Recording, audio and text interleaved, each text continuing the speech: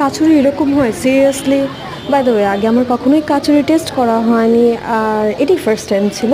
But first time হলেই কি আমি আপনাদের সাথে এটা রেসিপিটা শেয়ার করবো, যেটা আমাদের বাংলাদেশে অ্যাজ ইউজুয়ালি বিক্রি করা হয়। বাট ইন্ডিয়াতে আমি দেখি ওরা অনেক কিছু ইউজ করে অ্যান্ড অনেক ইনগ্রিডিয়েন্টস ইউজ করে, যেটা আমাদের বাংলাদেশে মোটেও করা হয় না। এখানে শুধুমাত্র তারা আমাকে 2 রকমের চানাচুর দিল, একটু কাজু বাদাম দিল 2-4টা, আর নর্মাল কিছু বাদাম দিল ভিতরে।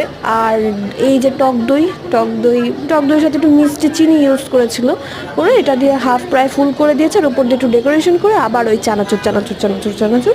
হ্যাঁ, আর নিমক পাড়া ইউজ করেছিল। এই যে সামনে দেখতে পাচ্ছেন, একটু আপনারা অনেকে নিমক পাড়া চিনেন, বাট এই যে ট্রায়াঙ্গেল টাইপের একটু স্কোয়ার শেপ, এগুলোই হচ্ছে নিমক পাড়া। অনেকে এটাকে নিমকিও বলে।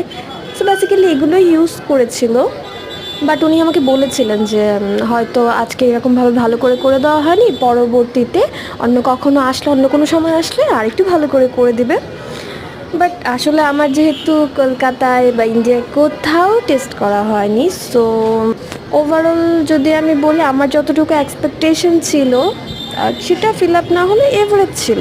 খুব বেশি মজা ছিল যেটা বলবো না, আপনারা চাইলে নিজেরাও বাসায় টেস্ট করতে পারেন। ওকে, থ্যাংক ইউ।